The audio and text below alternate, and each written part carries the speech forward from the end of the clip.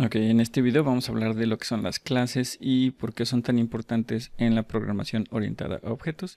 Y de paso vamos a hablar sobre eso, sobre programación orientada a objetos, que es un término del cual no hemos hablado.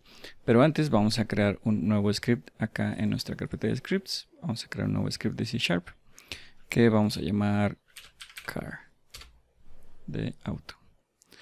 Vamos a abrir este script y vamos a hacer la limpieza habitual. De hecho, ahora vamos a borrar tanto el método start como el método update, porque nos vamos a centrar en algo. Estamos hablando de clases, y clases es algo que ya hemos estado utilizando. Si te diste cuenta, todos nuestros archivos dentro tienen un código ya predefinido que tiene la palabra clave class. Eso indica que estamos creando una clase y tiene el nombre que nosotros le ponemos al archivo. El resto lo vamos a ignorar por lo pronto, pero hay que centrarnos en que tenemos la palabra clave class, que indica que estamos creando una nueva clase, y el nombre de nuestra clase en este caso es car, es decir, un carro.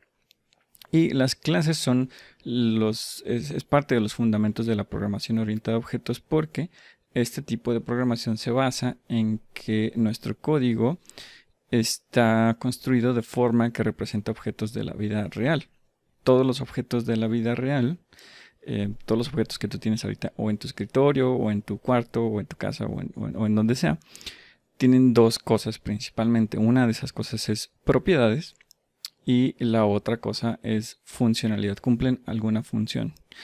Por ejemplo, si nosotros tenemos un carro en la vida real, podemos representar sus propiedades de la vida real en código. En este caso, yo acabo de crear una clase que se llama car, y esas propiedades van a estar representadas por variables.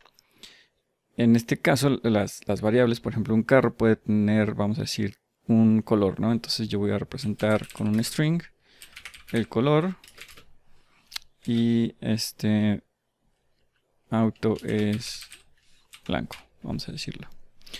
Este auto tiene ciertas dimensiones, entonces también podemos decir que tiene, vamos a usar un float para su height o su altura, es igual a, vamos a decir, 1.8 metros tal vez, y tal vez también queremos tener un ancho, y ese ancho va a ser de 3.2, no sé si son datos cercanos a la vida real, pero bueno.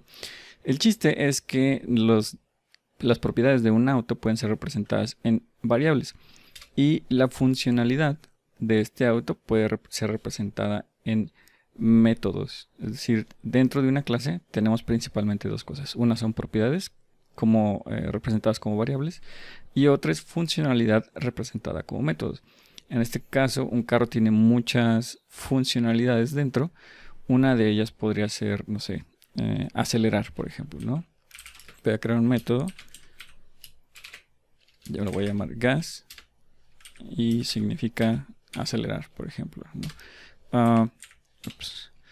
No voy a poner nada dentro de ese método, solo lo voy a declarar como un ejemplo abstracto de lo que hace un auto. También puede frenar, por ejemplo. Vamos a poner un método que se llame brake.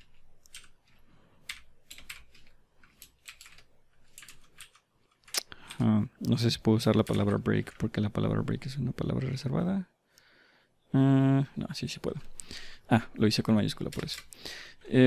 También puede, por ejemplo, un auto también puede almacenar cosas. Entonces vamos a decir que en su cajuela vamos a almacenar algo, ¿no? Es una funcionalidad, no es en sí de lo que hace un auto moverse, pero es una funcionalidad que le podemos dar al auto. Y bueno, puede hacer muchas cosas más, y también tiene muchas más propiedades, pero en esencia lo que quiero mostrar aquí es que dentro de una clase principalmente tenemos sus propiedades y su funcionalidad, que cualquier objeto de la vida real se puede abstraer a estos dos tipos de cosas. Todos los objetos en la vida real tienen propiedades y todos tienen alguna funcionalidad. Y la idea de la programación orientada a objetos es precisamente generar esa abstracción. Y eso hace mucho más fácil crear código que sea más entendible para nosotros los humanos. bueno, en esencia es una forma muy sencilla de crear código, ¿ok? Ahora, la clase no es un objeto como tal, es como la base para poder crear un objeto. Por ejemplo, yo voy a crear otra clase aquí mismo en este mismo archivo, aquí abajo. Voy a llamarla class y voy a llamarla street, por ejemplo, ¿no? Es una clase que representa una calle. Y esta clase puede crear objetos del tipo de esta otra clase. De la misma forma que nosotros generamos, por ejemplo, una variable de tipo entero o de tipo string, ahora como tenemos una clase llamada car, podemos crear variables de tipo car. Entonces voy a llamarla car1 y yo tengo una variable de tipo car que está basada en esta clase, la llamé car1 y la puedo inicializar. Para inicializarla usamos una palabra clave que se llama new y luego usamos el nombre de la clase y paréntesis, ¿ok? Esto que estoy haciendo aquí es lo que se le llama crear un objeto. Estoy creando un nuevo objeto del tipo car y yo lo llamé car1 o car1. ¿Qué estoy haciendo aquí? No, vamos a decirlo que la clase car es más bien como mis planos para crear un auto, pero no necesariamente es un auto, son planos para crear un auto. Al momento de que yo genero un objeto, entonces es cuando ya tengo un auto. ¿Qué quiere decir esto? Que yo puedo crear múltiples autos a partir de una sola clase y que son idénticos. Por ejemplo, car, puedo decir car2 y ahora en mi clase street, en mi calle, ya tengo dos autos. No tuve que generar de nuevo métodos ni de nuevo propiedades para generar un segundo auto. Es decir, tengo mis planos y a partir de esos planos genero objetos. Tengo un objeto llamado car1 y otro objeto llamado car2. Y estos dos dentro tienen todo este código.